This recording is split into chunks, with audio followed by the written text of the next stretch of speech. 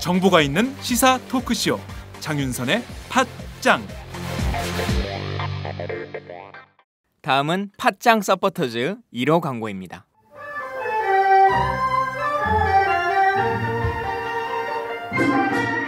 양꼬치집에 대한 모든 편견을 깼다. 풍무 양꼬치. 착한 가격, 품격 있는 공간. 국내외 유명인들도 자주 찾는 풍무 양꼬치. 나는 그 집 양갈비가 훨씬 맛있던데. 누나, 나는 그 집 맛있는 요리들이 지금도 잊혀지지 않고 있어요. 단체석이 많아 모임하기 좋은 곳. 풍무 양꼬치.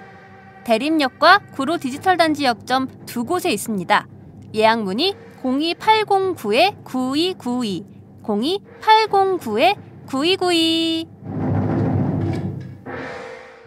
잠깐, 팟짱 애청자라고 말씀하시면 통큰 서비스를 제공합니다.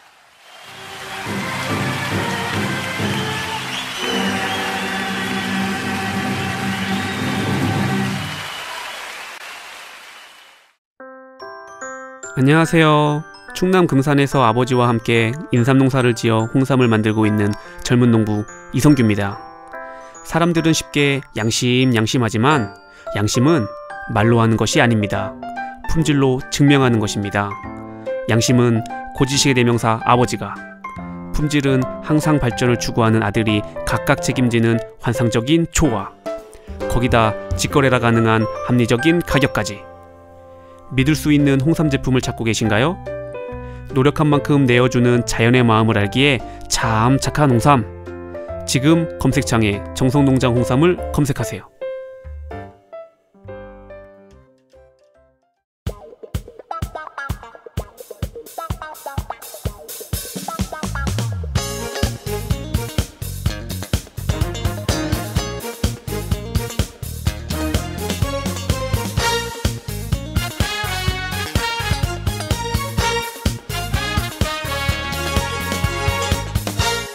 김종철의 비언프 비즈니스 언프렌들리. 매주 화요일에 고정 코너 시작하겠습니다. 김종철의 비언프 비즈니스 언프렌들리 시작하겠습니다. 오늘도 어김없이 한 달 만에 드디어 모습을 드러낸 김종철 오마이뉴스 경제부장님 나오셨습니다. 어서 오세요. 아이고, 예, 반갑습니다. 반갑습니다. 네, 네. 콩그레츄레이션 아니고 뭐지? 콩그레이션. 웰컴 투 스튜디오. 그 말 들으니까 갑자기 예. 아까도 말씀드렸지만 예. 가슴이 확 막히고 막 말문이 막히고 그걸 어떻게 하죠? 진짜 한 달이 너무 빨리 가는 것 같아요. 너무 훅 갔어요. 네. 예. 어떻게 쉬셨어요? 잘 쉬었습니다. 캐나다 그날 덕분에. 캐나다에서 방송하실 때 네. 제가 보기엔 한 10cm가 위로 떠 계시더라고. IMF. 아니, 우리 그 김재 기자도 그 캐나다 있었잖아요. 그러니까요. 예. 그 스탠리 파크라고. 그러니까. 예. 예, 그 저도- 공원에서 신지컷 지금 놀고 있는데 갑자기 네. 전화를 주셔가지고. 김재 씨가. 우리가 그래 전화했잖아요. 깜짝 놀랐어. 그리고 맞아. 네, 그렇게 하지 마시라고. 네. 그 국제전화요금 되게 비싸게 나는 거 알죠? 받는 사람도 돈 내요 그거. 그래요? 네. 난 우리만 내는 줄 알았어요. 아니야. 아니구나. 나도 돈 냈어. 아유, 정말요? 네. 예. 그런데 마치 한 달 전의 모습과 별로 차이가 없어요. 그렇죠. 휴가를 갔다 오면 대체로 사람들이 좀 상태가 좋은데 더 쉬어야 될 것 같아요. 김종철 부장님 안 계신 동안 그 김시현 기자가 굉장히 그 수고했어요. 너무 네. 잘 들었고요. 네. 들으셨어요? 네, 들었죠. 네. 네. 근데 그 굳이 제가 이제 앞으로 안 하더라도 네.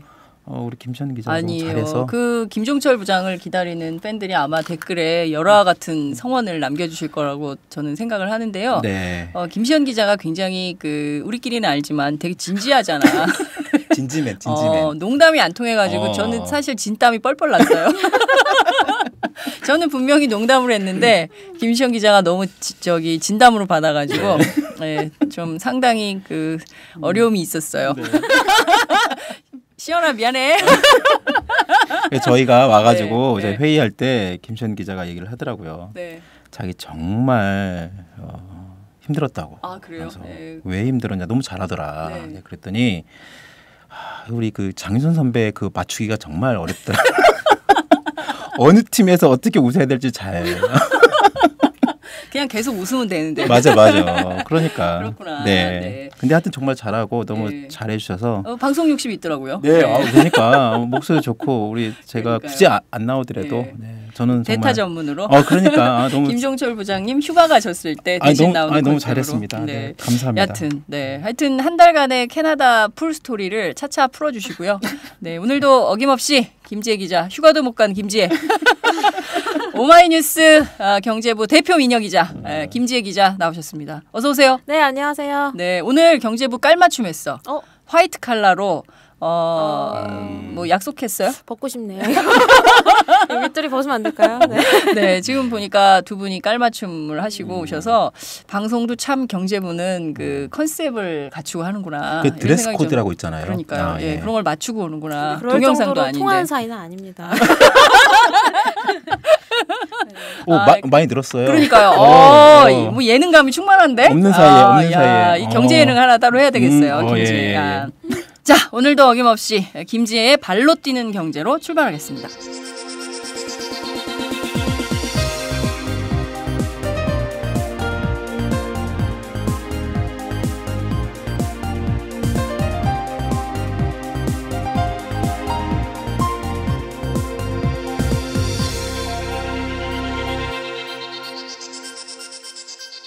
김지혜의 발로 뛰는 경제.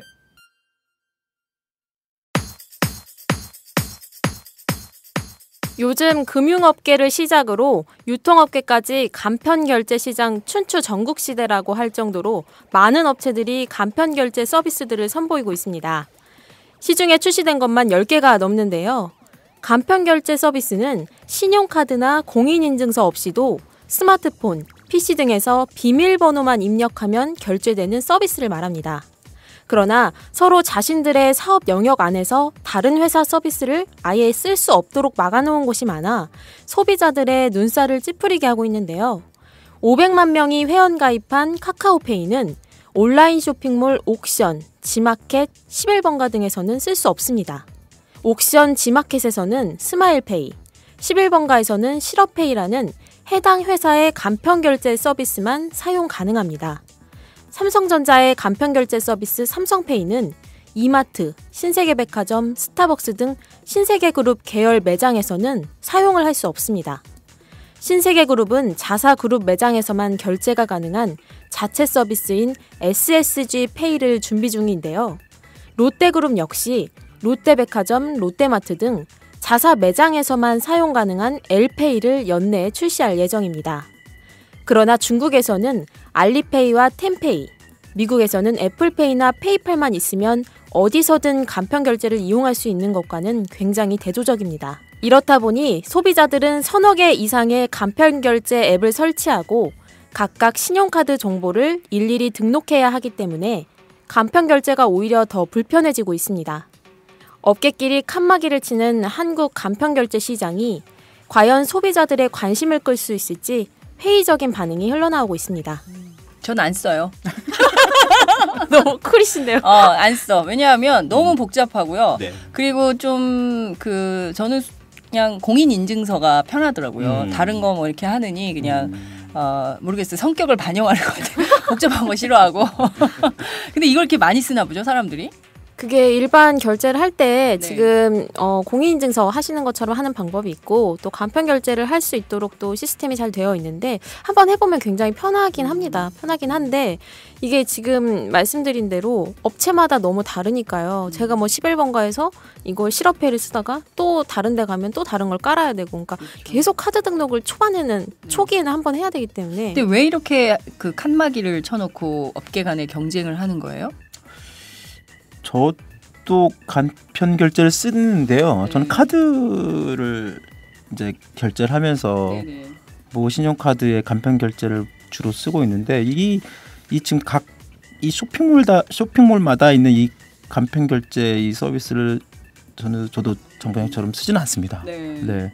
복잡하고요. 그러니까요. 일일이 또 다시 등록해야 하는 게 귀찮기도 하고. 맞아요. 네. 그리고 이게 또 말이 간편 결제지. 물론 한 번 등록을 해놓으면 편하긴 해요. 네. 편하긴 한데 솔직히 여기 김재 기자 얘기했던 것처럼 간편 결제가 진짜 오히려 더 불편해진 것 같기도 하고 그러니까요. 귀찮기도 하고 왜 이걸 몇 번 그 쇼핑몰마다 다시 등록을 해야 되는지 잘 이해도 안 되고.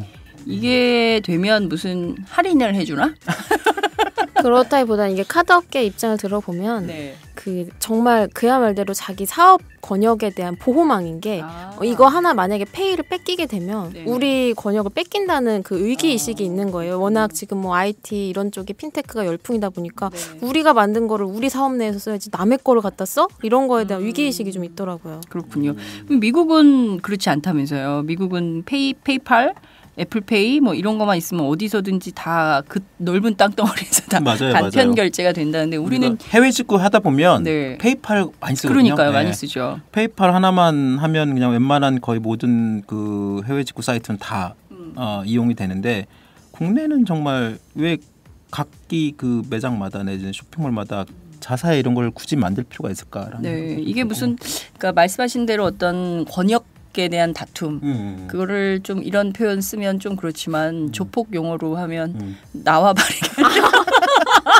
나와바리. 그렇게 관리를 하는 거라면 이게 좀 약간 뭐 제도 개선이 좀 필요하겠다라는 생각이 좀 듭니다. 그 소비자 입장에서 소비자들이 좀 편하게 이용하는데 편하도록 그렇게 시스템을 바꿀 필요가 있는 것 같은데 과연 업체들이 그렇게 할지 뭐 여기는 우리 땅이니까 넘어오지 마 뭐 이런 식의 계속 약간 그 영토 분쟁 비슷하게 하고 있는 것이 아닌가 이런 약간 촌스러운 발상 같기도 하고 말이죠. 네, 그렇죠. 예, 그럼 좀 없어져야 되지 않을까 싶습니다.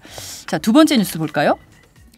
국내 최대의 모바일 메신저인 카카오톡을 운영하는 다음 카카오의 신임 대표로 올해 35세의 임지훈 씨가 내정됐습니다. 임 내정자는 카이스트 산업공학과 출신으로 NHN, 보스턴 컨설팅 등을 거쳐 다음 카카오 자회사인 벤처캐피털 K큐브 벤처스의 대표를 맡고 있습니다. 이번 내정에 김범수 다음 카카오 의장의 적극적인 추천이 있었던 것으로 알려졌습니다. 임 내정자는 국민게임으로 대박 신화를 쓴 애니팡에 초기 투자한 안목 있는 벤처 투자가로도 유명한데요. 또한 카카오가 설립된 지 4개월밖에 안 됐을 때도 가치를 알아보고 투자 제안을 했던 것으로 알려졌습니다. 이렇게 임 내정자를 눈여겨보던 김 의장은 2012년 스타트업 전문 투자회사인 K큐브 벤처스를 설립해 그를 대표이사로 스카우트했습니다. 창업자나 그 가족이 아닌 30대 중반의 젊은 인물이 시가총액 8조 1,400억이 넘는 큰 회사를 경영하는 것은 국내뿐 아니라 해외에서도 파격적으로 평가되고 있습니다. 네, 제가 오늘 아침 5시에 일어났거든요. 그 신문을 보고 이 뉴스에서 이 사람 사진에서 눈을 못 떼도 눈을 말도 버벅거려요. 눈을 못 떼겠더라고요. 한참 봤어요. 원래 그런 인물 사진 잘 나와요. 그래요? 네. 아니 그러니까 이 사람이 인물이 중요한 게 아니라 그 다음 카카오라는 회사가 이렇게 35밖에 안 된 사람을 8조 1,400억 원이나 넘는 그렇죠. 회사를 해봐. 그렇죠. 어? 네 해봐. 잘해. 이렇게 딱 할 수 있는 이런 배포, 대인배기질 이런 걸 보면서 정말 이런 거를 삼성그룹, 롯데, 롯데 오늘 기자회견 한다면서요? 네. 이런 회사들이 오래된 회사들이 이런 걸 좀 배워야 되는 거 아닌가라는 생각이 저는 들더라고요. 한국의 기업 문화가 어떻게 가야 되느냐라는 게 좀 보이던데요. 어떻게 보셨어요? 그 김종철 부장님은? 이게 이제 저희 어제 오후에 네. 이게 뉴스가 떴죠. 저는 아까 그 사진 보고 저도 눈을 못 뗐습니다. 젊은 친구가 참 잘생겼다. 역시. 35살이니까 그 전에 2012년에 이미 그 다음 카카오 그룹 쪽에 이미 이제 스카웃돼서 네. 내부적으로는 경영 수업을 좀 했던 것 같고요. 3년 동안에 걸쳐서. 그리고 이제 3년 후에 이제 다음 카카오에 그 동안에는 두 분이 공동 대표 체제로 해왔잖아요. 그런데 이제 이번에 임지훈 씨가 이제 단독으로 혼자 이 8조 원이 넘는 이 큰 다음카카오 그룹을 이제 회사를 운영 내지는 대표를 이제 맡게 됐는데 글쎄요 이분이 어차피 이제 하여튼 이런 벤처 캐피탈이나 이쪽에서 나름대로 어떤 경영적인 측면에서 나름대로 어떤 의지 내지는 뭐 나름대로 그 평가를 좋게 받았다고 얘기는 나오고 있습니다. 그래서 다음 카카오를 이끌 것 같은데 어떻게 앞으로 이 다음 카카오가 또 새로운 어떤 혁신 내지는 변화를 이끌어갈지 이 젊은 신임 대표가 할지 좀 그게 좀 궁금하고요. 또 아까 말씀하신 것처럼 이런 어떤 그런 그 경영 CEO를 갖다가 발탁하고 또 맡기고 또 그렇게 하는 그런 시스템, 그런 경영 시스템 그런 것들이 참 부럽기도 하고. 그러니까요. 예. 앞으로 모바일 시대를 연다는 거 아니에요? 근데 그렇죠. 저는 그 보도를 보면서 이제 다 노트북 버리고 모바일로 뭘 해봐야 되나? 왠지 그게 트렌드 같고 막 이런 생각이 좀 들더라고요. 그래서 왠지 이거를 따라가고 싶은 생각이 막 들어. 오마이뉴스도 이래야 되는데 사실. 그러니까요. 오마이뉴스는 이제 모바일 시대를 준비하고 있잖아요. 내부적으로. 아니에요? 다음 카카오가 35세 대표가 제가 나왔으니 지금 네. 30세입니다. 네? 30세예요. 제가 30살이에요. 30세예요. 네. 김지혜 기자한테 어떨까요? 오마이뉴스를 맡기는 건 어떨까요? 오연호 대표가 이제 머리가 하얘졌어요. 30대 경영을 해서 좀 나이 많이 먹었군요. 네. 전 김지혜 20대인 줄 그 알았더니 포인트가 아니네요. 전혀 다른 포인트를. 아니 여 기자나 여성분들이 이렇게 자기 나이를 이렇게 공개적으로 이렇게 오픈하기가 쉽지 않은데. 전 임지은 이 내정자를 보면서 제 걸 어필한 건데 전혀 엉뚱한 방향으로. 김지혜 기자가 야심이 있어요. 오마이뉴스를 한번 경영해 보겠다. 이 김지혜 사장님을 모시고 우리가 오마이뉴스를 한번 해보는 세상을 꿈꿔보도록 하죠. 열심히 일할 수. 지혜야 나 잘할 수 있어. 자, 근데 저는 이 사람이 그 애니팡에 초기 투자를 했던 그 안목이 있는 벤처 투자가였다는 사실에 또 한 번 놀랐는데요.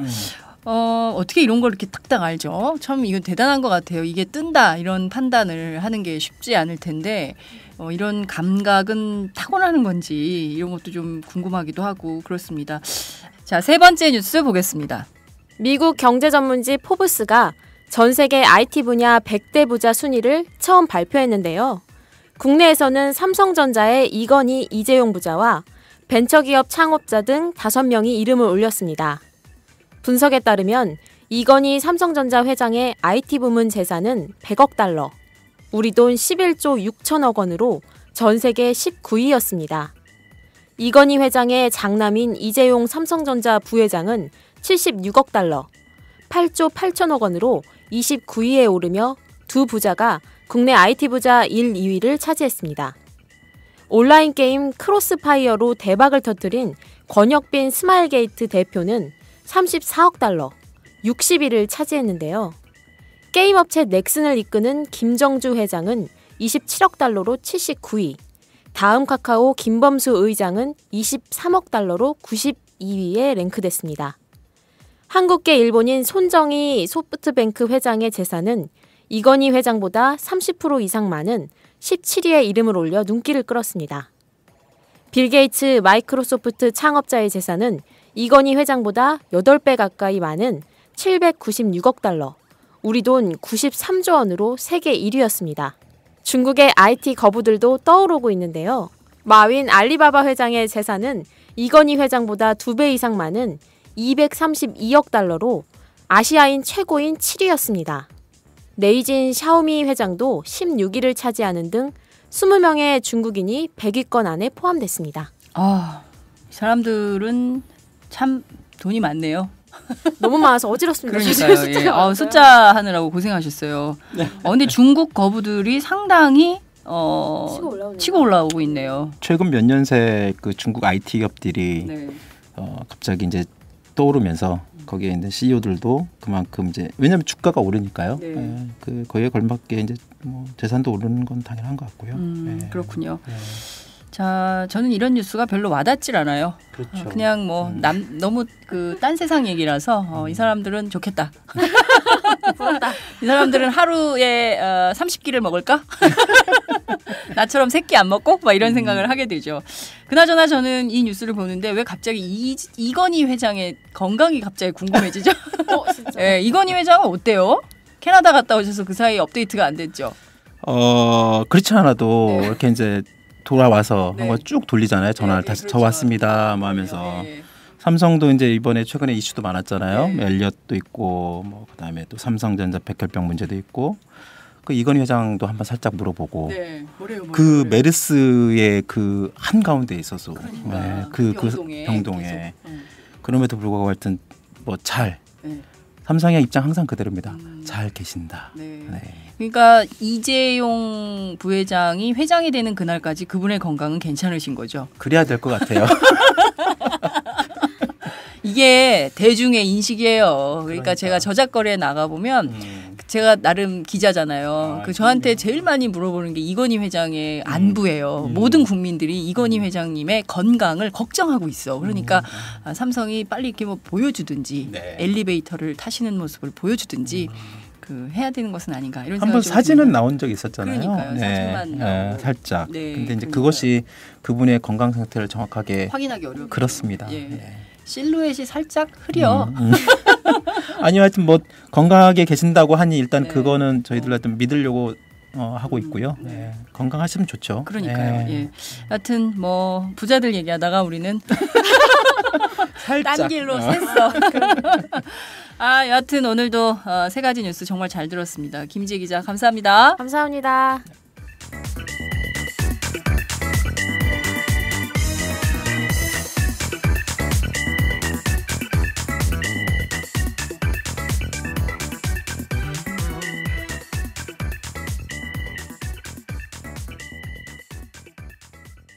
김종철의 비언프 바디토크 들어가도록 하겠습니다. 김종철 부장님의 전 재산은 얼마예요? 저요? 네. 아 깜짝이야. 여기 랭크에 포함될 수 있어요? 전혀 관계 없습니다. 진짜 이 네. 좀 소득 불평등이 완화돼야 될 것 같아. 누구는 그렇죠. 이렇게 돈이 많고 누구는 우리는 이렇게 그분들도 돈이 돈은 없고. 많다고 저희들이 얘기를 하지만 네. 그게 이제 그 컴퓨터상에 그러니까요. 네, 이렇게 숫자일 거예요. 숫자죠. 그렇게 라고 위안하자. 행복 지수는 우리가 더 높을 거야. 그럼요. 네, 그죠? 네, 예, 그렇습니다. 돈 많으면 불행해. 맞습니다.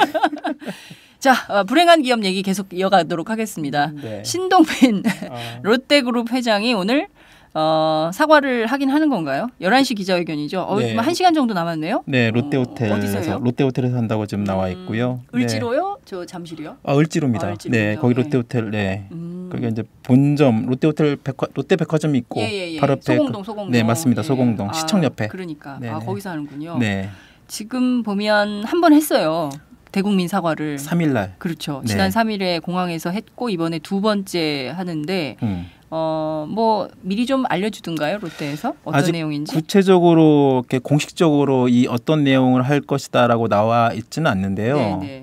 지금 기자들이나 어제 잠깐 제가 그쪽 부분들하고 얘기를 해봤을 때 네. 일정 부분 전체적으로 그 핵심적으로는 두 가지 정도가 나오는 것 같아요. 그 저번에 한번 대국민 사과회견을 3일날 공항에 들어오면서 한번 했잖아요. 네네. 근데 일단 최근에 이런 그 롯데그룹의 이 볼썽사나운 오너일과의 이런 그 맞아요. 경영권 분쟁, 네. 롯데 사태 이 국민들이 정말 이제는 좀 짜증나는 그러니까요. 이제는 좀 더 이상 이제 보기 싫다 뭐 이런 것도 맞습니다. 많고 예. 여기에 대해서 하여튼 그런 대국민 공식적인 어떤 사과를 이제 회견을 통해서 하는 것 같고요. 내용이 나올 것 같고 그다음에 이제 그동안 꾸준히 지금 언론이나 시민사회나 정치권이나 정부나 하여튼 뭐 이렇게 좀 나오고 있는 롯데그룹의 어떤 그런 지배구조 문제. 대단하던데요. 그렇죠. 순환 출자 구조의 네. 그런 뭐 반도체 회로 이상의 어떤 그런 그러니까요. 예. 불투명한 어떤 지배구조 문제를 어떻게 앞만 봐도 저는 해독이 안 되더라고요. 이건요. 너무 막 그 장하성 교수께서 그러게요. 예. 뭐 그 페이스북에도 올렸지만 2014년 기준의 그 지배구조 그 순환출조 그 구조도를 올려놓으셨는데 그게 네. 그 장하성 교수의 말씀은 74차 방정식이 필요하다 이걸 풀려면 그런 것도 있나요? 74차 방정식? 74차 방정식이 그러니까 그만큼 복잡하고 네. 그것이 2014년 기준인데요. 이제 신격호는 정말 신이야. 신 그걸 다 해석해서 그러니까요. 그래서 하여튼 이런 불투명한 지배 구조를 롯데그룹 차원에서 신동빈 회장이 오늘 회견 때 어떻게 개선시켜 나가겠다라는 어떤 그런 대안 내지는 네. 자신의 생각 예. 내지는 방향 뭐 이런 것들이 좀 나오지 않을까라는 기대는 하고 있습니다. 물론 이제 까봐야 알 것 같고요. 네. 근데 그 이 집 아들들이 네. 한국말이 익숙치가 않아요. 제가 예전에 롯데 한번 말씀드릴 때 하셨잖아요. 네, 예, 그때 그 집 아들들이 다 일본에서 자라가지고 한국말을 못한다. 그러니까, 예. 신동빈 회장은 연습을 한 것 같아요. 제가 맨 처음에 한 10여 년 전에 네, 저기 네. 그 부산에서 네. 그때 아마 에이펙인가 무슨 취재 때 네. 그 비즈니스 에이펙 하면 정상들 모이잖아요. 그렇죠. 그 외에 이제 그 경영인들이 또 만나는 그 비즈니스 서밋이라고 해가지고 네. 경영인들이 초청해가지고 정상들과 만나는 그런 행사가 있었어요. 네, 네. 그때 신동빈 회장이 롯데 대표에서 나왔을 때 네. 기자들을 만났을 때는 네. 한국말 못했어요. 그 그럼 깜짝 놀랐어요. 그때 저희들도. 영어로 얘기했어요. 그러면 일본말. 일본말로 해가지고 그럼 우리는 어떻게 했어 기사를? 기사 어떻게 쓰냐면 그래가지고 예. 기자 깜짝 놀라가지고 간단하게 뭐 감사합니다 뭐 이런 것들은 하셨는데 네. 기본적으로 뭐 질문했더니 일본말로 갑자기 해가지고 기자들이 듣기는 깜짝 들어요 한국말을? 예 한국말 듣죠. 듣기는 하는데 당신이 말은 그렇죠. 이제, 일본말이 편하니까. 일본말이 편하니까. 그래서 옆에 있던 이제 롯데그룹 그 임직원이 통역을 해서 회장님의 말씀이 이렇다라고 해서 소데스까? 그래가지고 네. 그때 아니 어떻게 그래도 그 한국 한국말을 기업이라며. 그래서 놀래가지고 네. 그래서 제가 저번에 예전에 말씀을 살짝 드렸는데 이번에 네, 이제 그러니까요. 3일날 할 때는 한국말을 또박또박 그래도 네. 일본식 억양과 어투가 그대로 남아 있었잖아요. 네. 제가 보기에는 그게 좀 연습을 했던 것 같아요. 신동주 회장은 아예 한국말 못했잖아요. 못하니까요. 네, 네. 형은 근데 네. 이제 그걸 좀 차별화하기 위해서 자신은 한국말 좀 연습 많이 하고 또 10년 사이에도 아무래도 한국에서 경영을 하다 보니까 네. 한국말을 좀 배워야 되겠죠. 네, 네. 그렇군요. 형보다 아우가 나은 건가? 근데 아니 근데 그 집 아버지는 한국 사람이잖아요. 그렇습니다. 근데 물론 저는 또 저기 신격호 회장이 이렇게 부인이 셋이나 있는 줄 몰랐어요. 뭐 그 아랍 같아. 아니 그러니까 그분의 삶이 굉장히 네. 철저히 베일에 쌓여져 있다고 작년에 롯데 네, 한번 분석해 맞습니다. 주실 때 네. 그러셨는데 이번에 뭐 다 드러나고 있는데 그렇죠. 난 부인이 셋이나 되는지 몰랐고 마지막에 그 부인 플러스 알파가 있다는 얘기도 있고. 그러니까 공식적인 부인이 셋이고 네. 지금 신동빈 회장이 둘째 부인의 차남 그렇죠 네. 막내 아들 그렇습니다. 뭐 오늘 기자회견 하시는 분이 맞습니다. 그런데 네. 저는 오늘 기자회견의 키포인트가 과연 질의응답을 할 것인가 그리고 기자들의 그 막 터지는 질문에 네. 그분이 혹시 일본말로 답변한 것이 아닐까 그때도 3일날 할 때도 자기가 발표하는 거는 한국말로 했지만 네. 질의응답 과정에서는 일본말로 했어요? 아니 한국말 했습니다. 네. 근데 그냥 그것은 정형화된 그것은 보고 있는 수준의. 지금 얘기할 게 아닙니다라는 그런 아주 똑같은 답변만 했거든요. 네. 그러니까 전혀 그런 질의에 대한 자신의 어떤 생각을 정확하게 네. 한국어 우리나라 말로 표현하기가 어떻게 될까라는 생각이 들고 이번 말씀하신 것처럼 오늘 질의응답이 있어야 될 것 같아요. 네. 만약에 하지 않으면 네. 과연 이번 회견의 어떤 진정성에 문제가 있을 수 있고요. 질의응답을 하게 될 경우에 네, 네. 또 신동빈 회장이 어떤 식의 어떤 그런 답변을 하게 될 것인지도 궁금하고 물론 이제 아까 말씀드린 것처럼 핵심은 지배구조 개선에 어떻게 신동빈 회장이 얘기할 것인가 물론 이미 이제 나름대로 다 연습을 하고 네. 답변도 준비를 해 왔을 것으로 저희가 예상을 하지만 네네. 말씀하신 것 첫번처럼 갑자기 또 돌발적인 어떤 질문 상황 이 상황에서 어떻게 또 답변할 것인지 그것도 좀 지켜봐야 될 것 같습니다. 그러게요. 저희 오마이 TV가 또 생중계합니다. 그러니까요. 네. 생중계를 통해서 그 장면을 보실 수 있을 텐데요. 네. 이 기자회견의 핵심은 질의응답이거든요. 그렇습니다. 그런데 보면 네. 좀 불리한 상황에 있는 사람들은 질의응답 받지 않고 그냥 가버리는 경향이 있어요. 예전에 그 메르스 사태 이재용 부회장이 그랬죠. 대국민 사과를 할 때 질의응답이 없었습니다. 네. 한 3분에서 5분 정도 발표를 하고 네. 그때도 이제 질의응답이 원래 있었어야 되는데 네. 그건 기자회견이라고 할 수가 없죠. 사실 그렇습니다. 기자회견은 기자들이 묻고 답하는 맞습니다. 것에 핵심이 있는 건데 그렇죠. 묻지 않고 자기 입장만 발표하고 발표하고. 간 게 그게 무슨 기자회견입니까? 저는 그렇습니다. 네. 그런 식의 기자회견은 공식적인 기자회견이라고 할 수 없다고 보는데 북한이 그래요. 북한이 자기 입장만 얘기하고 그렇죠. 그냥 가요. 뭐. 그 예전에 2005년 9.19 공동성명 당시 북한 당국자들이 와서 전 세계 기자들을 향해서 기자회견을 한다는 거예요. 그래서 갔거든요. 네. 자기 입장만 얘기하고 그냥 휙 가. 다 뭐라 그랬잖아요. 매너가 없다는 거예요. 그럼요. 예, 그렇죠. 너무 그거는 애티튜드가 상당히 좀 그 왜 해 그냥 기자회견을? 그러니까요. 그럼 자기네들 그냥 매체 그냥 입장만 그래요. 올리고 끝나면 되지. 그래서 그때 북한이 무지하게 욕 먹었어요. 기자들한테. 오늘 신동빈 회장 어떨지 좀 궁금한데요. 그런데 왜 느닷없이 갑자기 기자회견을 또 하겠다는 거예요? 이미 했는데. 그렇죠. 사과. 네네. 이게 어제 오후에 갑자기 이제 언론에 이렇게 저희한테도 알려지고 네. 내일 기자회견 합니다. 갑자기 알려졌는데 여하튼 일단은 롯데그룹이 굉장히 위기의식이 큰 것 같아요. 전에 비해서 네. 처음에는 단순히 어떤 경영권 분쟁 얘기로 끝날 것 같은 그런 분위기가 이미 지금 한 일주일 넘게 내지는 열흘 넘게 좀 이게 지속되면서 네. 이게 그룹 자체 내지는 그런 위기의식 그 전방위적으로 롯데그룹 내외부적으로 네. 뭐 위기가 굉장히 크다라는 느낌이 있었던 것 같고 네. 이미 그 지난번 김시현 기자가 롯데 내용을 잘 정리를 해주셨는데요. 네. 이미 이번 그 신교코 일가의 그런 경영권 분쟁 자체가 이게 네. 보수 진보 이런 진영 논리를 떠나서 네. 이 반 롯데에 대한 정서가 굉장히 국민적 사이에서 굉장히 팽배해 어제 있고 불매운동 기자회견도 했더라고요. 맞습니다. 예. 소비자 단체 불매운동까지 이어 이게 또 롯데가 핵심이 거의 이제 소비재 맞아요. 그렇잖아요. 롯데가 너무 내 생활에 안에 깊이 들어와 있어. 그렇죠. 아니 저도 사실 우리 이번에 냉장고 열어보면 롯데 거 되게 많아요. 롯데 햄. 햄. 아니 이렇게 보면 사실 롯데가 보여준 행태가 너무 좀 막장 드라마였어요. 그렇죠. 저는 약간 처음에는 형제의 난으로 했다가 아버지가 딱 나타나서 막 육성으로 일본 말로 막 그 KBS를 통해서 막 보도가 되고 이게 어떻게 되는 거야? 다음 장면은 뭐야? 막 그렇죠. 예, 국민적 호기심이 막 생기게 그렇게 지금 막 가고 있는 건데 심지어 네. 지금 신격호 회장 무슨 뭐 치매약 복용설 뭐 이런 것도 지금 나오고 있잖아요. 맞습니다. 그러니까 이게 어떻게 되는 거야? 이런 생각들을 국민들이 하게 되는 것 같습니다. 그렇죠. 그게 이제 어떤 그 신교코 회장이 그동안 한 번도 제대로 언론에 내비쳐진 적이 없습니다. 네. 뭐 인터뷰는 뭐 둘째라고 하고 언론에 그래서 그동안 신교코 회장의 모든 언론의 그 자료 사진은 항상 그 롯데그룹이 한 20년 전에 이렇게 뿌려놨던 그 사진으로 계속 쓰다가 이번에 정말 이 분쟁이 터지고 그 공항에서 그 휠체어 타고 나오는 그 모습이 정말로 최근에 정말 그 나온 그 모습이거든요. 네. 그리고 말씀하신 것처럼 그 뭐 방송에 그런 어떤 육성의 어떤 그런 모습도 정말 최근에 그러니까 오죽했으면 솔직히 그것을 이용한 신동주 형 쪽의 어떤 그런 어떤 언론 플레이도 있지만 오죽했으면 이 우리는 한국 나이로 진짜 94, 넷 되시죠?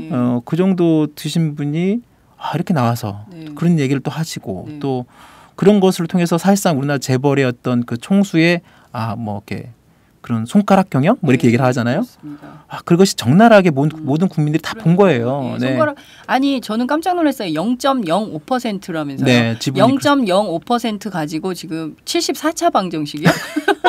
그 기업을 보니까 자산이 한국 롯데만 해도 93조 원입니다. 그러니까요. 네. 그러니까 보니까 뭐 별별 게 다 있더만요. 그렇죠. 뭐 대홍기획 같은 회사도 저는 롯데그룹 의 일원인지 몰랐어요. 그래서 그런 막 온갖 군데에 정말 모든 그렇죠. 문어발 경영의 요체라고 할 수 있는 맞습니다. 뭐 그런 방식으로 경영을 해온 것 같은데 그걸 정말 손가락 경영으로 이렇게 해왔다는 것 자체가 너무 부끄러운. 그러니까 우리가 한국 그냥 경제 지배 구조가 정말 얼마나 맞습니다. 수진지 그걸 그대로 다 보여주는 것 같아요. 그렇죠. 그게 국민들도 그냥 그렇게 총수가 오늘과 이렇게 굉장히 막강한 어떤 권력과 그런 걸 행사했다는 그냥 피상적으로만 알고 있었죠. 네. 근데 이게 정말 어떤 공중파 방송에 헤드라인 뉴스로 직접 나오는 걸 보고 모든 국민이 다 봤을 거 아니에요. 그렇습니다. 야, 롯데가 저 정도면 그리고 롯데란 또 특수한 어떤 그룹의 어떤 특수성도 있지만 다른 그룹도 솔직히 큰 차이가 없거든요. 삼성, 맞습니다. 현대, SK, 두산, 맞습니다. 뭐 효성, 다 똑같은 맞습니다. 사람들인 거잖아요. 그렇죠. 근데 그거를 그냥 다 봐주고 넘겨야 되나? 이런 생각이 지배구조 개선과 관련해서 모든 국민들이 이해하게 됐어요. 맞습니다. 저거는 안 되겠다. 이런 국민적 합의에 이르게 됐는데 지금 벌써 두 번째 사과를 하게 되는 건데 사과만 하면 뭐래? 맞습니다. 그러니까 지난번 그 때도 미안하면 다야. 국민 여러분께 죄송하다 뭐 이렇게 말을 그러니까요. 했잖아요. 네. 그러니까 하여튼 롯데 입장에서는 신동빈 회장 체제로 일단 그 그룹 차원에서는 어떤 신동빈 회장 체제로 가는 게 방향으로 맞는 것 같고 자기 자신들은 네. 그리고 하여튼 이 지금 현재 국민적인 어떤 비난 여론 어떤 식으로든 좀 달래자 지금 네. 너무 그리고 이런 그 아까 소비자 불매 운동도 말씀을 하셨지만 네. 롯데그룹의 어떤 전반적인 그 위기 의식에 포함돼서 그룹의 어떤 전반적인 그 생존 문제까지 이제 앞으로 있을 그 롯데 면세점 문제, 아. 면세점 인허가 그런 그러네요. 문제도 있고 지금 정부가 지금 그걸 갖고 있잖아요. 네네. 그 롯데 면세점의 핵심이 그 호텔 롯데 지금 백화점, 롯데 네네. 백화점 본점에 있는 그 소공점의 면세점, 아. 잠실점의 또 면세점. 네네. 이 재입찰 문제가 또 올해 안에 또 있습니다. 그리고 또 카지노 복합 리조트 입찰 심사 이런 부분도 있고 네네. 지금 줄줄이 지금 사업들이 쭉 있는데 네. 이걸 정부가 지금 분위기 봐서는 다시 한번 들여다보겠다라는 분위기잖아요. 그러면 자칫 이렇게 그리고 또 최근에 또 뭐 이 경영권 분쟁 과정에서 또 주식이 또 엄청나게 폭락을 하면서 시가총액만 한 2조 원이 날라갔어요. 2조 원이요? 네. 대단하네요. 예. 그러니까 이제 그룹 입장에서 보면 이거 더 이상 이렇게 안 되겠구나. 네. 그래서 신동빈 회장이 이제 나선 거죠. 이러다가 회사 망하겠다 이런 생각을 한 거예요. 그렇습니다. 이렇게 가서 정말 안 되겠구나라는 느꼈고 이제 오늘 아마 이런 신동빈 회장도 죄송하다고 그랬고 뭐 신동주 그 회장도 뭐 방송 나와 죄송하다고 그랬고 네네. 뭐 신격호 회장도 뭐 죄송하다고 그랬고 그러니까요. 말만 죄송하다고 하는 게 그러니까요. 이런 그 말만뿐만 아니라 정말 이번 기회를 통해서 이런 어떤 경영권 분쟁 문제를 어떤 식으로 좀 정리를 하고 그룹의 어떤 여러 가지 지배구제 문제도 좀 개선할 그런 어떤 의지도 내세우고 네. 국민이나 정부나 이런 쪽에 좀 자신들의 어떤 새로운 어떤 모습을 보여줘야겠다 뭐 그런 것들이 되게 강한 것 같아요. 그러니까요. 네. 저는 이제 메시지가 중요한 게 아니라 물론 메시지도 중요하지만 실제로 실천하고 행동하는 것을 그렇죠. 보여줘야 될 것 같은데요. 네. 말씀하신 대로 한국 사회에서 재벌이 경영권을 뭐 2세한테 넘겨주는 게 네. 뭐 어제 오늘 일은 아니니까 네. 이것은 뭐 신시일가에서 알아서 뭐 하겠죠. 네. 문제는 이제 지배구조 개선을 어떻게 할 거냐. 이게 좀 제도 개선이 핵심이 아닌가 싶어요. 이게 아마 국회에서도 논의 중인 것으로 알고 있는데 그렇죠. 예, 어떻게 될 걸로 보세요? 지금 최근에 이제 이게 한 재벌 그룹의 이런 문제가 이렇게 오랫동안 그 언론의 회자가 되고 국민적 관심사가 된 게 삼성 문제 이후 거의 처음인 것 같은데요. 최근에 정부가 이렇게 세게 나온 것도 의외예요, 솔직히. 삼성 문제 나왔을 때도 이 정도로 정부가 세게 나왔을까라는 생각이 좀 들었고 네. 지금 롯데가 최근 한 일주일 내지 열흘 사이에 모든 그 언론의 지면과 탑 기사와 이런 것들을 장식하면서 뭐 이게 확인되진 않았지만 네. 일부 그 공무 내지는 그 정부 쪽의 어떤 고위 관계자 잠깐 얘기를 들어보면 네. 정부 쪽에서 정말 짜증이 나는 거야. 네. 지금 이게 여기에 지금 국민들이 관심 관심을 쏟을 때가 아닌데 그렇죠. 지금 뭐 노동개혁 4대 구조개혁에 지금 할 일이 너무 많은데 박근혜 정부가 할 게 많은데 맞습니다. 롯데 때문에 지금 일이 안 돼. 맞아요. 지금 뭔가 메시지를 던지고 네. 박근혜 정부 3년 차에 지금 나름대로 뭔가 좀 드라이브도 걸고 뭔가 네. 좀 해야 되는데 네. 뭐 최경환 부총리 오죽했으면 이런 얘기를 했겠어요. 정부는 이번 롯데 사태를 예의주시하고 있다. 아니 경제부총리가 세상에 한 기업에 이런 사태를 예의주시하고 필요하면 불투명한 기업 지배구조 그다음에 자금 흐름 네. 관계기관이 엄밀히 살펴보겠다. 지금 국세청이 좀 조사하고 있고 네. 공정위가 뛰어들었고 금감원이 뛰어든 거 아니에요. 네. 그러니까 이게 이렇게 놔두면 안 되겠다. 이렇게 했다가는 정부의 모든 이런 향후에 3년차 여러 가지 그런 개혁 드라이브나 여러 가지 노동개혁 뭐 여러 가지 이런 문제들이 그냥 또 롯데에 다 그냥 넘어가는 거 아니겠어요? 네. 메르스로 이미 넘어갔고 또 롯데로 넘어가고. 네. 그러니까 지금 정부는 미치게 된 거예요. 그렇죠. 지금 4대 개혁 특히 노동 개혁 빨리 해야 되는데 예? 그래가지고 지금 아버지 일자리 뺏어서 아들한테 일자리를 넘겨주고 네. 청년 실업 문제 해소하겠다 이 네. 성과를 가지고 내년 총선 가야 되는데 맞아요. 지금 롯데 때문에 그리고 국민 여론은 노동 개혁이 뭐가 중요해 재벌 개혁이 더 빨리 해야 돼 막 맞아요. 이런 여론 흐름이 확 가니까 박근혜 맞아요. 정부가 지금 발등에 불이 떨어진 게 아닌가 이런 생각이 좀 들기도 합니다. 그렇습니다. 예, 근데 이 지배구조 개선안에 대해서는 좀 그냥 두고 볼 일은 아닌 것 같은데 이게 뭐 제도로 확 바꿔버려야 되는 거 아닌가라는 생각이 좀 들거든요. 네, 지금 이게 아마 오늘 이제 기자회견 때 아마 이런 내용이 나올 것 같긴 해요. 네. 그러니까 롯데 차원에서도 지금 아까 말씀드린 어떤 그런 복잡한 지배구조, 순환 출자 네. 그런 현황 이걸 좀 개선을 하겠다. 이미 롯데 쪽에서도 직간접적으로 아마 개선을 하겠다고 이제 의지를 표명을 했고요. 네. 그 416개 이 막 서로 얽히고 설킨 이런 구조를 어떻게 해결할 것인지 이게 순환출자 지금 그 금지가 신규 순환출자 금지가 이미 제도로 됐습니다. 그렇죠. 시행이 되고 있어요 작년부터. 그래서 거의 대부분의 기업들을 저희들도 뭐 기사 나왔지만 대부분의 기업들은 다 해소를 하고 있습니다. 지금 진행 중에 있고 네. 롯데도 지금 해소한 게 416개예요. 그 전에는 더 했어요? 몇만 개였어요. 몇만 개. 정확하게 몇만 제가 개. 수치를 한번 봐야 되는데 세상에. 몇만 개였어요. 그걸 줄인 게 416개로 줄인 건데. 많이 줄였다. 그렇죠. 세상에 이거를 그냥 두고 본 거예요? 그렇습니다. 정말 이게 국회가 뭐 하는 겁니까? 이런 생각이 공정이나 들고요. 그렇죠. 지금 그래서 정부는 뭐 하고 국회는 맞습니다. 뭐 하는 겁니까? 이게 공정거래위원회가 이걸 내용을 알고 있어요. 근데 근데 그걸 놔둬요 그렇죠. 공정위가? 이제 와서 이제 그분들은 국민 세금 받으면서 참 그러니까 이해할 수가 없네요. 아쉽습니다. 무슨 뭐가 중심인지. 그래서 그 정부나 이런 쪽은 그 민간 기업이었던 그런 지배구조까지 정부가 개입해서는 좀 그렇지 않냐. 그동안에 했던 그런 스탠스가 그랬어요. 예. 근데 이게 좀 이런 롯데그룹 우리나라 세계 5위의 그 지배구조의 문제가 네. 국민경제 사실 이 영향이 꽤 이제 지금 드러나고 있잖아요. 네. 그러다 보니까 이제 정부가 본격적으로 개입을 하게 된 거고 이번에 이제 아마 신동빈 회장이 한국 롯데의 어떤 지주 회사격인 호텔 롯데 이걸 갖다가 아마 이제 지금 아직 상장이 안 돼 있습니다. 이걸 지금 상장을 하겠다라는 어떤 오늘 이번에 이제 발표할 가능성이 높고 네네. 그 다음에 지금 이 복잡한 순환출자 구조를 지주 회사 체제로 좀 바꾸겠다. 그 다음에 사회이사를 지금 현재 좀 더 많이 좀 확대하고 그리고 지금 이 호텔 롯데의 그 사실상의 지배하고 있는 일본 쪽 그 홀딩스 롯데 네, 홀딩스 롯데 그쪽에 홀딩스. 사실상 호텔 롯데 한국을 지배하고 있는 거죠. 한국 그러니까 이거 롯데를. 사실 일본 기업 아니에요? 지배 구조 형식으로 보면 그렇게 볼 수도 있습니다. 그렇습니다. 네. 예. 그래서 하여튼 그런 일본 기업은 지분 일본 기업인데 돈은 한국에서 벌어. 그죠? 그렇죠. 예? 그리고 CEO도 사실상 일본에서 태어나고 일본식으로 그러니까요. 말도 했지만 안 되고, 근데 예. 국적은 또 한국 국적을 갖고 있어요. 그래요? 네. 그래서 참 이게 정체성이 혼란스럽겠어요. 맞습니다. 이게 그분들은. 좀 정말 그렇죠. 네. 그래서 이런 여러 가지 부분들, 이런 여러 가지 논란 이런 부분들을 이번에 하여튼 그 그룹 차원에서 호텔 롯데를 새롭게 이제 주식시장에 상장한다는 거는 기업을 공개하고 오픈한다는 거잖아요. 네. 그래서 그런 투명성, 지주회사 체제 전환, 사회이사 확대, 그다음에 일본 지분 축소 이런 것들을 좀 발표할 가능성이 높고, 그다음에 이제 또 뭐 항상 나오던 정부를 향해서 우리 일자리 창출하겠다. 그러니까요. 지난주에도 발표했습니다만 24,000명. 네, 뽑겠다고. 네, 청년 일자리. 그걸 왜 이제 하는지 잘 이해가 안 되지만 그 기존에 문제가 되니까 이제 그렇습니다. 뭐라도 눈 가리고 아웅하려고 막 평상시에 하는 거 꾸준히 뽑고 그러니까요. 평상시에 사람을 써왔으면 네. 굳이 꼭 이런 때 와가지고 네. 24,000명 뽑겠다. 그러니까 이러니까 진정성이 없어요. 이 맞습니다. 기업이 과연 이렇게 할까라는 의문이 좀 드는 거죠. 네, 그렇죠. 그 사실 일본 기업인 것 같아요. 왜냐하면 신격호 회장 일제 시대 때 창씨 개명도 했고, 그렇죠. 그리고 자식들을 일본식으로 교육을 시킨 거잖아요. 그리고 그렇죠. 롯데홀딩스가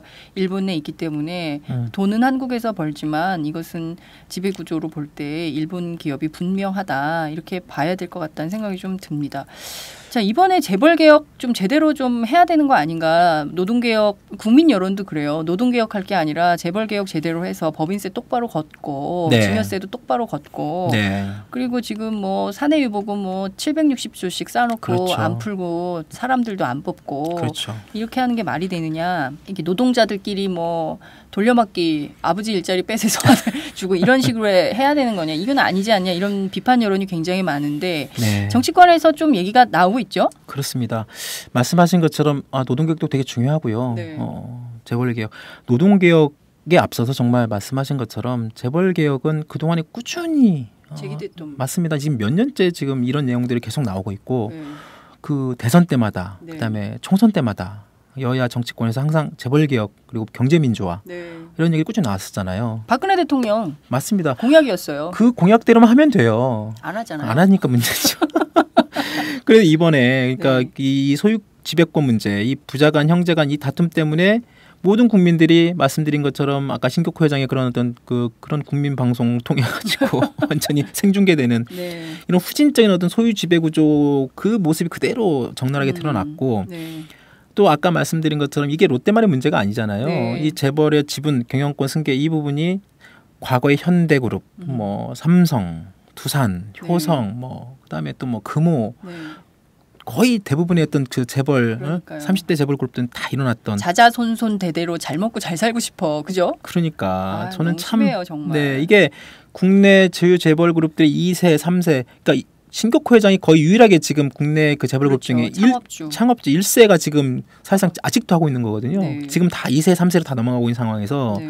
이런 지배 구조를 어떻게 바꿀 것이냐. 네. 그리고 어떻게 좀 결국은 이런 이런 낙후 후진적인 지배 구조 때문에 기업에 제대로 된 평가를 못 받는 것이고 네. 그런 그 기업들을 제대로 평가를 못 받는다는 것은 결국은 한국의 기업이 나름대로 경쟁력과 그 우위를 갖고 있음에도 불구하고 이런 오너 일가의 지배 구조 나쁜 이런 것들 때문에 그런 어떤 제대로 된 평가를 못 받고 있는 거죠. 그렇군요. 그래서 이거를 어떻게 개혁을 할 것이냐. 그리고 현재 정부장님도 잘 아시겠지만 이 한국경제 자체가 일부 소수 재벌 대기업에 되게 의존 크지 않습니까? 예. 그리고 이런 어떤 소수 재벌 대기업에 이런 과도하게 의존된 이런 한국경제 상황에서 또 재벌 2세, 3세, 4세 이런 승계 과정에서 기업 가치가 또 떨어지고 그렇습니다. 또 기업 코리아 분할 디스카운트 얘기 나오고 맞습니다. 예. 코리아 디스카운트 이게 참 정말 억울하죠. 솔직히 네. 거기서 일하는 여러 가지 그 이해관계자들, 네. 주주 포함해서 노동자들 네. 정말 뼈 빠지게 열심히 일해서 기업 가치 올려놓고 기업 생산성 올려서 네. 매출을 올리면 뭐합니까? 그러니까요. 그래서 그것이 제대로 된 기업의 평가가 돼야 되는데 예. 오너의 일가들이 다 말아먹고 네.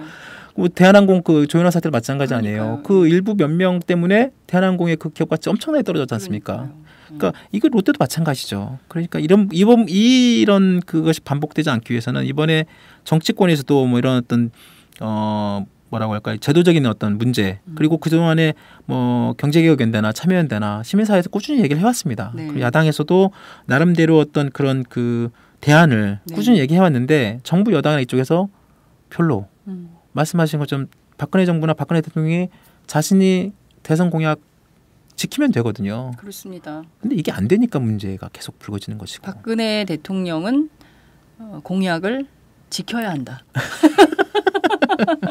아니 말씀하신 대로 정말 이 재벌의 후진적인 지배구조, 세습 네. 경영 이것은 정말 그 3대 세습을 하는 데가 북한하고 한국 재벌하고 두 군데 아닙니까? 저는 다음 카카오가 하는 혁신 경영의 모델을 지금에 있는 재벌 기업들이 좀 보고 배워야 될 것 같고요. 네. 그런 얘기들을 많이 하더라고요. 기업에서 열심히 일을 해봐야 어쨌든 오너는 못 되는 거잖아요. 그렇죠. CEO의 꿈은 이룰 수 없기 때문에 그렇죠. 그냥 사람들이 좀 그 쉽게 포기하고 네. 뭐 내가 이렇게 죽도록 일한들 네, 열패감만 커지는 거죠. 그러니까 정말 맞습니다. 열심히 일해서 좀 CEO도 되고 좀 새로운 기업 모델도 만들고 좀 그렇게 한국 경제의 비전이 좀 생겨야 새로운 자본주의 모델도 만들어질 수 있는 게 아닌가라는 맞습니다. 생각이 좀 저희 우리나라가 지금 자본주의 역사가 다른 어떤 서구 자본주의 국가보다 좀 아직 적긴 하죠. 네. 그리고 실질적으로 이 가족 경영이라는 것이 서구 뭐 150년 이상의 어떤 자본주의 그런 국가들 내지는 그런 기업 일부 여전히 가족 경영하는 기업들도 있습니다. 그러니까요. 근데 우리처럼 거기는 소유와 경영에게 분리가 돼 있죠. 그러니까요. 그러니까 가족들, CEO들, 2세, 3세들 오케이 뭐 그 사람들이 창업하고 나름대로 그 기업을 이끌어오는 나름대로 역할을 했다는 거에 대해서 인정을 해주는 거죠. 국민들도. 네. 대신 네. 소유는 하되 경영은 전문 경영이 맞습니다. 소유와 경영을 전적으로 분리를 해서 네. 그 경영 전문 경영이 정말 제대로 하고 네. 그 가족들은 그 가족 나름대로 소유를 그대로 하면 됩니다. 네. 대신 말씀하신 대로 그 기업이 제대로 된 경영 그리고 물론 또 그 2세 3세가 제대로 정말 또 경영을 잘할 수 있죠. 맞습니다. 자기 능력이 제대로 돼가지고 그분도 할 수 있어요. 그래서 일부 독일이나 이런 일본이나 가족 기업 경영에서 그 2세 3세가 경영하는 분도 있어요. 네. 문제는 그분들이 거기 오르기까지 네. 이게 단지 뭐 우리가 뚝 떨어져가지고 상무 막 부사장 뭐 20년 건너뛰어서 확 가는 게 그러니까요. 아니라 네. 그분들은 정말 나름대로 20년 동안 바닥에서 그 경영 수업을 받고 인정을 받고 그다음에 내외부적 평가를 받고 그래서 올라가는 거거든요. 독일의 몇몇 그런 그 재벌 가문들 보면 그렇지 않으면 철저하게 경영에 배제가 됩니다. 네. 그것이 시스템적으로 이렇게 돼 있는데 우리나라는 그게 아닌 거죠. 주먹구구식으로 하는 것 그렇죠. 같아요. 제가 오너 예. 3세 네. 어느 순간 갑자기 상무로 딱 와요. 예. 1년 후에 전무가 돼. 네. 그다음에 부사장 돼. 나는 여태 대리인데. 그렇죠. 참 이런 것을 정말 입이 아프도록 이야기한 것 같습니다. 맞습니다. 이제는 좀 고칠 때가 된 것 같습니다. 그래요. 이렇게 다 드러난 마당에 네. 그럼에도 불구하고 고치지 않겠다? 국민들이 납득하기 어려울 것 같습니다. 정말 상식에 부합하는 수준에서 네. 재벌의 소유지배 구조, 근본적인 개혁을 해야 된다라는 말씀을 좀 드리고 싶네요. 오늘 정말 열받는 가운데 롯데그룹 분석 정말 잘 들었습니다. 아유, 네, 감사합니다. 한 달 만에 복귀 축하드리고요. 네, 앞으로 더 세게 취재해서 재밌는 얘기 많이 해주세요. 네, 알겠습니다. 오늘 말씀 잘 들었습니다. 감사합니다. 네, 감사합니다. 네, 우선 10만인 클럽 6주년 축하드리고요. 제가 오마이뉴스에 바라는 게 있다면 자본의 영향 없이 이렇게 시민들의 힘을 모아서 정말 사회적 눈치 보지 않고 올바른 목소리, 바른 시각에서 저희들에게 세상을 많이 알려주시면 좋겠고, 앞으로도 이렇게 아직 인원이 많이 안 모인 거로 아는데 더 많은 후원자들 생겨서 10만인 더 넘어서 100만인까지 이루어졌으면 좋겠습니다. 안녕하세요. 오마이뉴스 최종병기라고 바득바득 우기고 있는 김병기입니다. 15년 동안 기자로 뛰고 있습니다. 여러분이 보내주신 자발적 구독료가 제 월급이었어요. 정말 고맙습니다. 장윤선의 팟짱도 그렇게 만들어요. 팟캐스트 제작비 스폰서가 되어주세요. 10만인 클럽에 가입하시면 되는데요. 02-733-5505 내선번호 274번으로 전화주세요. 아니면 오마이뉴스 홈페이지 우측 상단에 동그란 주황색 배너가 있거든요. 그걸 꾹 눌러주세요. 청취자 여러분, 열심히 뛰겠습니다. 아싸!